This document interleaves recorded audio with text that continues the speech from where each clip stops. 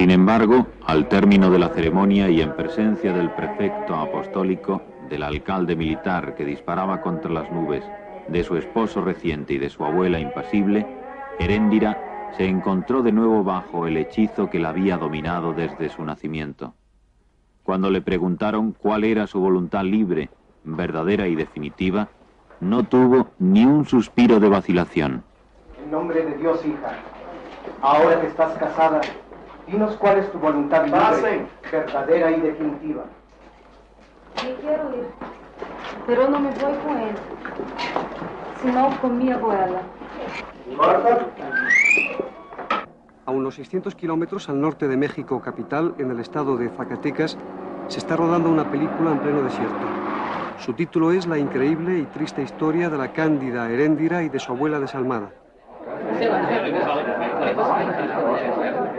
La actriz principal es Irene Papas y el director Rui Guerra.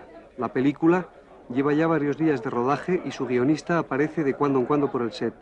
Su nombre es Gabriel García Márquez, Premio Nobel de Literatura 1982. Gabriel, ¿cómo se ve el mundo a los 54 años y con el Premio Nobel en el bolsillo? Un poco abrumador. Primero porque el Premio Nobel pesa mucho. Y segundo porque a los 54 años uno tiene todavía la esperanza de que dure mucho. ¿Pero pesa para bien o para mal?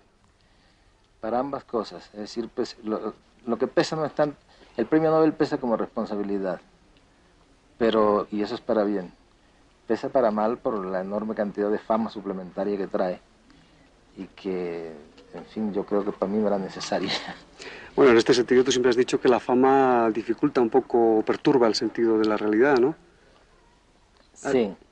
Menos mal que yo tengo ya un poco de entrenamiento, porque al contrario de lo que le ha sucedido a otros premios Nobel que eran desconocidos y que de pronto, a una edad avanzada, se encuentran con esta responsabilidad en la mano, yo ya tengo una cierta experiencia en el manejo de lo que se llama la fama, que es esto de que uno entra a desayunar y le hagan que se le enfríe el café mientras firma autógrafos. Eso ya estoy yo bastante acostumbrado, ya lo sé hacer, de manera que eso no será lo nuevo en el Premio Nobel. Para mí lo nuevo será el ensanchamiento del ámbito de acción, sobre todo para algunas cosas en materia política en América Latina que creo que se pueden hacer mejor siendo Premio Nobel que no siéndolo. Tu trabajo más importante siempre has dicho que ha sido la preservación de tu vida privada. ¿Cómo te vas a defender ahora de los periodistas, por ejemplo, después de recibir el Premio Nobel? Bueno, lo mismo que te decía, yo tengo ya bastante experiencia en eso. El problema, la contradicción en que estoy yo en ese sentido, es que yo mismo me he considerado siempre un periodista. Creo que siempre he seguido siendo un periodista. Conozco el trabajo de los periodistas, sé lo que ellos quieren hacer, sé lo que les cuesta su trabajo, entonces mi tendencia es a no hacer entrevistas, a no recibirlos, a preservar a toda costa mi vida privada, como tú dices, pero como periodista me doy cuenta que ellos tienen que hacer su trabajo y estoy un poco dividido. Estoy de parte mía tratando de defenderme y de parte de ellos tratando de ayudarlos a hacer su trabajo. Entonces, pues yo espero que en este sentido el Premio Nobel no dure demasiado, ¿no? Afortunadamente, el mundo sigue y los acontecimientos continúan y son cambiantes y vienen otros más importantes y de todas maneras ya dentro de algún tiempo no se acordarán de mí con tanto interés, con tanta intensidad como ahora. Eso depende de los libros que escribas a partir de ahora, ¿no? Bueno, pero un libro es cada 5 años, eso se puede soportar. La fama, por ejemplo, te va a llevar ahora a vestirte el Premio Nobel, te va a llevar a vestirte un frac, a pesar de que tú no crees en esas cosas. ¿Piensas que te va a traer mala suerte? Mira, de aquí a allá, no sé, yo estoy precisamente en una discusión con la gente de la Academia Sueca, porque ellos aceptan que no lleven frac los premiados que tienen trajes nacionales. Se lo aceptan a los hindúes. Rabindranath Tagore recibió el Premio Nobel con su traje nacional. A los árabes se lo aceptan. Yo he tratado de demostrarle que hay un traje nacional del Caribe, que es la guayabera, que en México y prácticamente en todos los países del Caribe se considera como traje de etiqueta. Parece que mis argumentos no son muy convincentes porque insisten en que no, en que debe ser con frac. Lo que más me molesta del frac además es que no es ni siquiera un traje nacional de ningún país, es un traje de clase.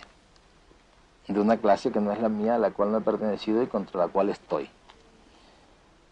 Ahora bien, si no hay más remedio, pues me lo pondré porque creo que lo que puedo decir en el foro de la Academia Sueca en el momento de la recepción es más importante que la duda de si me pongo o si no me pongo el frac. De todas maneras, si me lo pongo, llevaré una rosa amarilla que es el conjuro de todas las malas suertes que pueda haber. Porque de todas maneras yo siempre he pensado que el frac es de mala suerte. Porque la única vez que he visto a alguien con frac era un muerto. Era un presidente de la República muerto. Pero en fin, al fin y al cabo eso es cuestión de tratar de establecer ciertos principios, pero en última instancia secundario. Lo importante es lo que se pueda decir y el partido se le pueda sacar a esa ceremonia. Tu madre, por ejemplo, hablando de muertos, pensaba que si te dieran el premio Nobel te podrías morir. Y por lo visto tenía encendida una vela, ¿no? Para evitarlo. Sí, pero eso no me preocupa. Mi madre tiene unos poderes premonitorios extraordinarios, pero esto del frac y del premio Nobel se lo he inculcado yo, más bien, ya eso le llega de regreso. Es que ella tiene mucha fe en esa vela, porque cada vez que alguno de sus hijos va a subir en avión, ella pone la vela y está seguro que el avión no se cae por la vela esa. Tanto que una vez un hermano mío que es ingeniero se le cayó un tractor en una cuneta y mi madre puso una vela para que saliera el tractor. Y mi hermano dijo, ¿pero cómo se te ocurre que una vela va a sacar un tractor de una cuneta? Y dice, hombre, si sostiene un avión en el aire, ¿cómo no va a sacar un tractor? Háblame de tu madre, háblame de tu familia. Pues hace mucho tiempo que no los veo. Lo curioso es que en realidad yo he vivido muy poco con mi familia. Yo salí de la casa a estudiar a los 12 años y desde entonces estoy en constante comunicación con ellos, muy cerca de ellos. Hay una cierta unidad bastante sólida, que no se ha logrado romper en ningún momento, a pesar de que es una familia muy numerosa, porque somos 16 hermanos. Pero estoy siempre en contacto con ellos y ya es como un rito que todos los domingos llamo a mi madre por teléfono. Y, en fin, yo creo que es el vínculo que queda, pero la vida me ha llevado por otro lado. No he podido hacer vida de familia, sino de la mía, de la que he hecho yo mismo. No hemos vivido nunca en el mismo lugar. Lo que sucede es que uno de los personajes que más han influido en mi obra es mi abuela, la madre de mi madre. Es la que te contaba las historias, ¿no? Todas las historias. Y lo que a mí me resulta sorprendente es cómo a medida que ha ido envejeciendo, mi madre se ha ido pareciendo a su madre, no solo en el carácter, sino en su formación, y es exactamente ahora como si fuera una copia de ella. Y yo encuentro que en ella se repiten ya modernizadas, actualizadas, las mismas virtudes que tenía la abuela. ¿Cómo era tu abuela? Háblame de tu abuela, porque para ti ha sido muy importante en tu obra, ¿no? Y en tu vida. Bueno, pues ahora te digo al revés. Mi abuela era como es mi madre ahora. Era una persona sumamente supersticiosa. Yo siempre daba la impresión de que tenía algún hilo secreto con ciertos poderes sobrenaturales, porque en mi infancia siempre era un asombro ver cómo ella creía adivinar las cosas y hacía pronósticos y profecías que luego se cumplían. Terriblemente nerviosa. Murió muy vieja y, por supuesto, delirando. Pero tiene una cosa que recuerdo muy bien, es que hablaba un castellano extraordinario, lleno de arcaísmos, de imágenes deslumbrantes, que ha sido el punto de partida mío para escribir. Ahora yo he consultado toda su terminología, todos sus refranes, sus palabras, y ya las conozco conscientemente, pero yo crecí con esas palabras y con esos términos y con esa construcción, como si fuera la lengua natural de la gente, porque era la que ella hablaba, ¿no? Con ese idioma escribo yo mis libros, y hace poco un crítico, hablando de la crónica de una muerte anunciada, decía que no podía entender cómo resultaban creíbles esos personajes populares que hablaban como filósofos y como profetas. Y lo que sucede es que mi abuela y en general toda la gente del Caribe hablan normalmente todos los días como filósofos y como profetas, y por consiguiente como poetas. En ese sentido, ¿se puede decir que el racionalismo es una limitación para la creación? Ah, yo lo creo, sin lugar a dudas. Una de las dificultades que tengo yo principalmente en el diálogo con los franceses, que son los racionalistas por excelencia, que son los inventores de eso, es que ellos no pueden creer de que yo soy un escritor realista. Y yo puedo demostrar que detrás de cada línea de mis libros, hay un hecho real, que el punto de partida es real. Tanto que yo tengo el proyecto de escribir mis memorias, y no sería en ningún caso unas memorias cronológicas, como se hace siempre, sino que sería un libro en el cual yo tratara de contar cuál es la realidad detrás de la ficción de mis libros. Y puedo demostrar que no hay una sola línea de ninguno de mis libros que no tenga un punto de partida en la realidad, que se transpone poéticamente, que se elabora, ya es otra cosa. ¿Su obra tendría algún punto de contacto con la realidad de Oriente? Yo no lo he estudiado, es decir, yo no lo he estudiado en general. En general yo trato de no hacer este tipo de investigaciones que tanto les gusta hacer a los críticos y a los científicos en general. Yo prefiero tomar la realidad nuestra como la vemos y dejarme guiar por ella y trabajarla literariamente. Yo me niego a tratar de explicarme ciertas cosas que están en mi libro, que evidentemente tampoco yo mismo me explico, porque hay un ingrediente subconsciente, un ingrediente muy profundo que uno mismo no alcanza a captar y que participa también en el proceso de la creación. Ahora yo prefiero no entenderlo.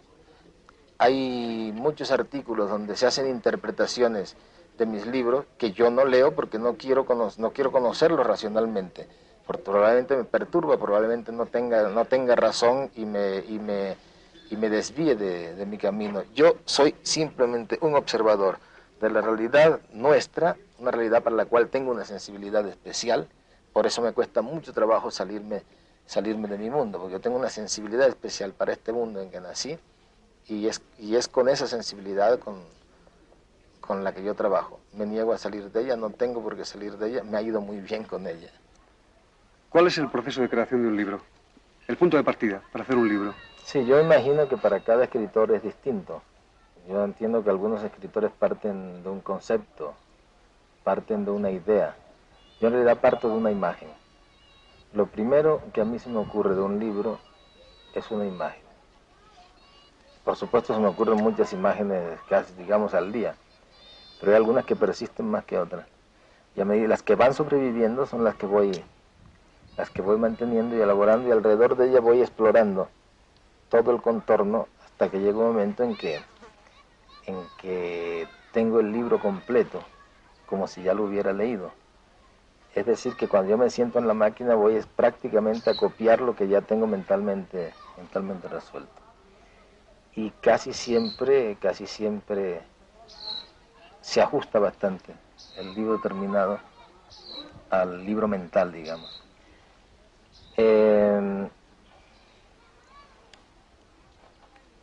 Pocas veces se me ha desviado un libro del programa original. Esto, por supuesto, necesita mucho rigor.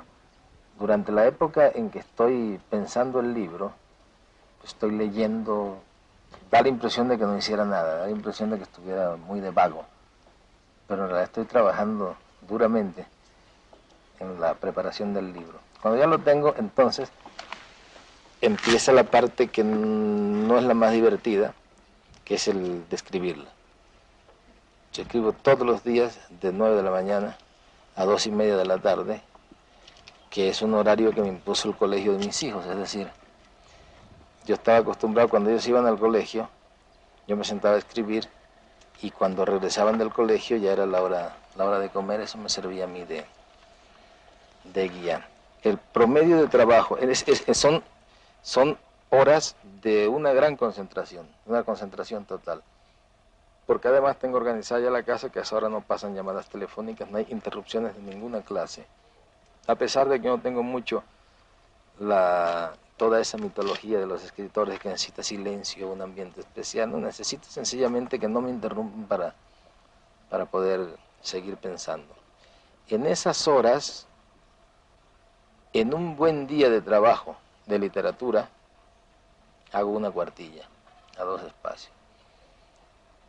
A excepción del Otoño del Patriarca, que fue un libro particularmente arduo, y me sentía satisfecho cuando lograba hacer un párrafo. Entonces, párrafo por párrafo, trabajando todos los días con interrupciones, porque el libro se me perdió en una época, no tenía la menor idea por dónde iba, y era que estaba escribiéndolo en Barcelona, y tuve que volver al Caribe, que fue cuando dije que venía, porque se me estaba olvidando cómo era el olor de la guayaba, que ha quedado ya como un símbolo en Colombia se repite con mucha frecuencia que el olor de la guayaba es Colombia, ¿no? Para mí es el Caribe en general. Bueno, salvo el Otoño del Patriarca, que tuve esas interrupciones, los demás, una cuartilla diaria es un buen promedio. Y el Otoño del Patriarca por eso demoré 7 años en él.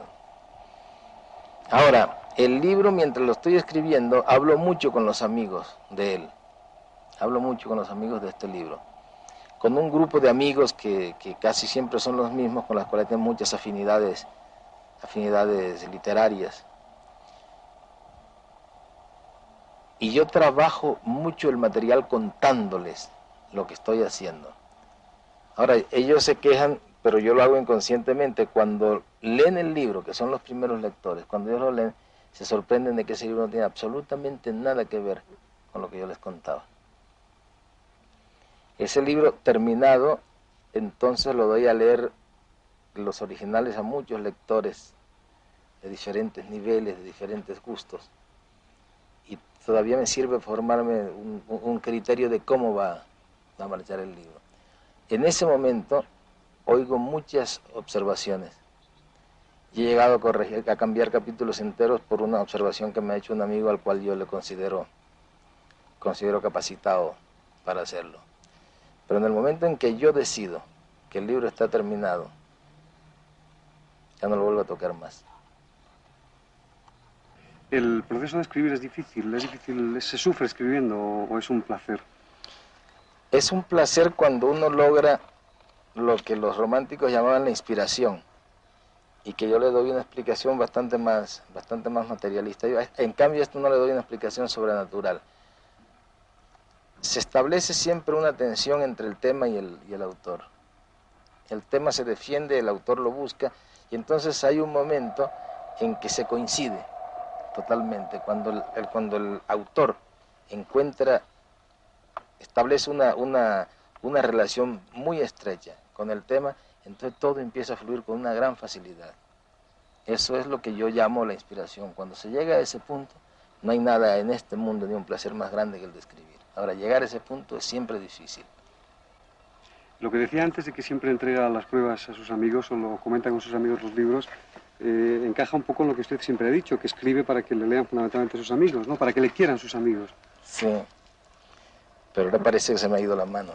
¿Qué es para usted la amistad? ¿Es importante? Mira, yo solamente te puedo decir una cosa, yo no tengo un concepto, no tengo una definición de lo que es la amistad. Pero yo no recuerdo haber perdido un amigo. Es decir, los que he perdido no eran amigos. Me había equivocado o se habían equivocado ellos. Pero aún así son muy pocos. Se podían contar con los dedos de la mano. Mis amigos siguen siendo los mismos de siempre. Es decir, tengo amigos muy antiguos, amigos más recientes, pero vivo siempre entre ellos. Y cuando yo digo que defiendo mi vida privada, yo defiendo mi vida privada es para los amigos. Yo lo digo de otra manera. No permito que la fama me quite el tiempo que corresponde a mis amigos, que pertenece a mis amigos. Para mí el verdadero relajamiento lo obtengo cuando estoy con pequeños grupos de amigos. Y he llegado al extremo muchas veces de que Mercedes y yo nos quedamos solos en la casa por la noche, porque inclusive los propios amigos no se atreven a llamarnos por temor de que estemos ocupados en otra cosa. ¿Qué le parece el triunfo del socialismo en España?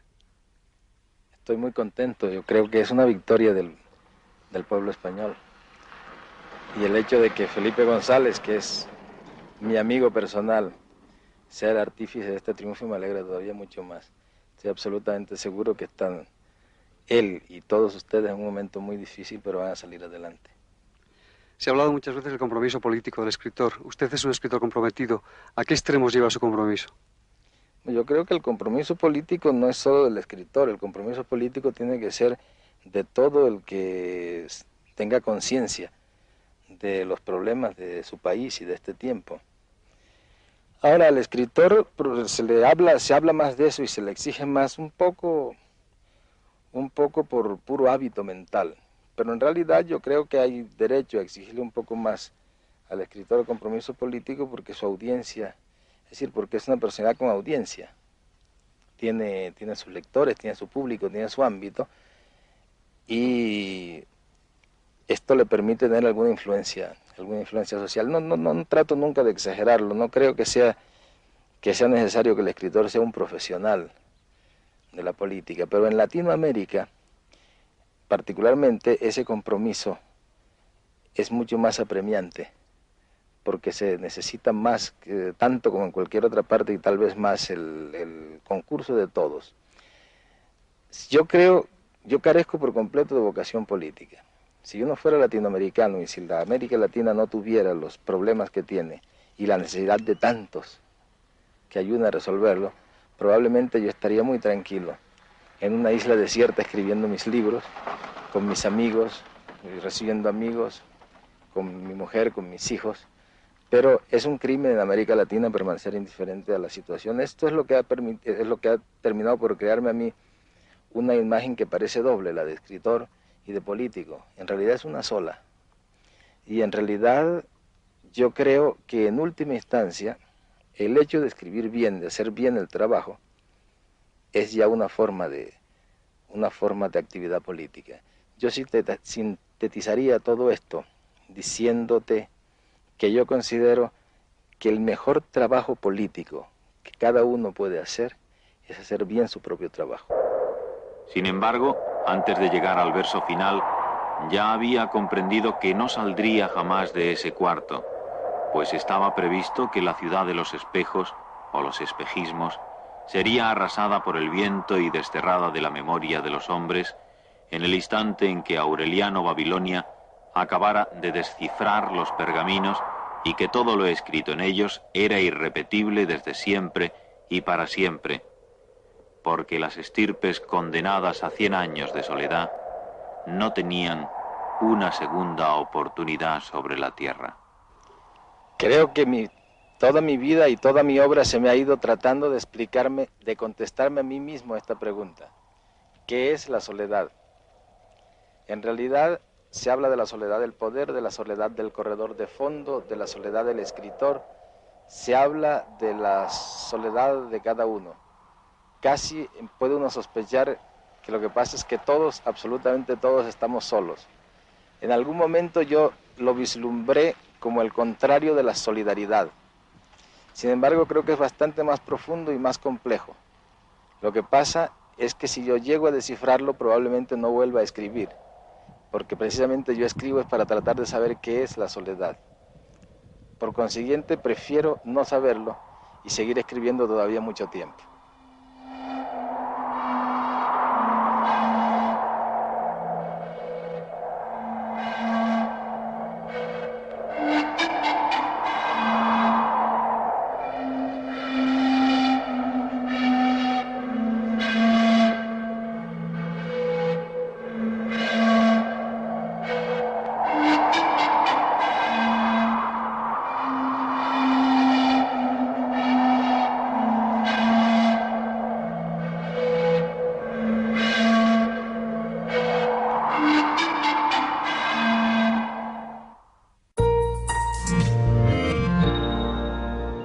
Es la increíble y triste historia de la cándida Heréndira y de su abuela desalmada.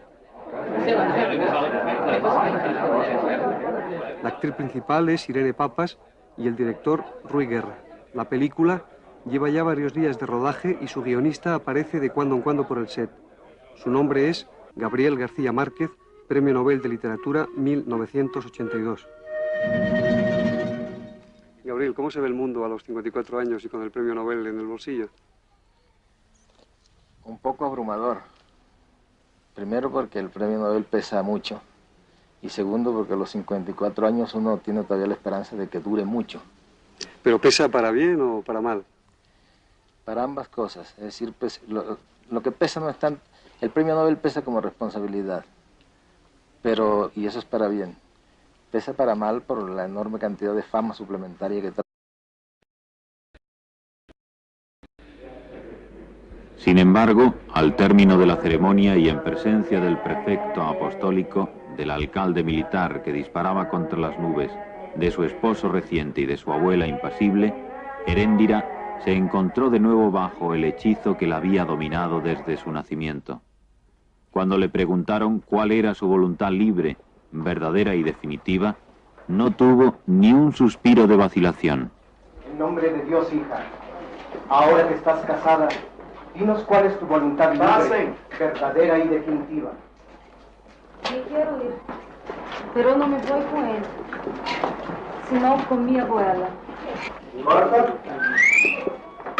A unos 600 kilómetros al norte de México capital, en el estado de Zacatecas, se está rodando una película en pleno desierto. Su título es... En materia política en América Latina, que creo que se pueden hacer mejor siendo premio Nobel que no siéndolo. Tu trabajo más importante siempre has dicho que ha sido la preservación de tu vida privada. ¿Cómo te vas a defender ahora de los periodistas, por ejemplo, después de recibir el premio Nobel? Bueno, lo mismo que te decía, yo tengo ya bastante experiencia en eso. El problema, la contradicción en que estoy yo en ese sentido, es que yo mismo me he considerado siempre un periodista. Creo que siempre he seguido siendo un periodista. Conozco el trabajo de los periodistas, sé lo que ellos quieren hacer, sé lo que les cuesta su trabajo, entonces mi tendencia es a no hacer entrevistas, a no recibirlos, a preservar a toda costa mi vida privada, como tú dices, pero como periodista me doy cuenta que ellos tienen que hacer su trabajo y estoy un poco dividido. Estoy de parte mía tratando de defenderme y de parte de ellos tratando de ayudarlos a hacer su trabajo. Entonces, pues yo espero que en este sentido el premio Nobel no dure demasiado, ¿no? Afortunadamente, el mundo sigue y los acontecimientos continúan y son cambiantes y vienen otros más importantes y de todas maneras ya dentro de algún tiempo no se acordarán de mí con tanto interés, con tanta intensidad como ahora. Eso depende de los libros que escribas a partir de ahora, ¿no? Bueno, pero un libro es cada 5 años, eso se puede soportar. La fama, por ejemplo, te va a llevar ahora a vestirte el premio Nobel, te va a llevar a vestirte un frac, a pesar de que tú no crees en esas cosas. ¿Piensas que te va a traer mala suerte? Mira, de aquí a allá, no sé, yo estoy precisamente en una discusión con la gente de la Academia Sueca, porque ellos aceptan que no lleven frac los premiados que tienen trajes nacionales. Y que, en fin, yo creo que para mí no era necesaria. Bueno, en este sentido tú siempre has dicho que la fama dificulta un poco, perturba el sentido de la realidad, ¿no? Sí. Menos mal que yo tengo ya un poco de entrenamiento, porque al contrario de lo que le ha sucedido a otros premios Nobel que eran desconocidos y que de pronto, a una edad avanzada, se encuentran con esta responsabilidad en la mano, yo ya tengo una cierta experiencia en el manejo de lo que se llama la fama, que es esto de que uno entra a desayunar y le hagan que se le enfríe el café mientras firma autógrafos. Eso ya estoy yo bastante acostumbrado, ya lo sé hacer, de manera que eso no será lo nuevo en el premio Nobel. Para mí lo nuevo será el ensanchamiento del ámbito de acción, sobre todo para algunas cosas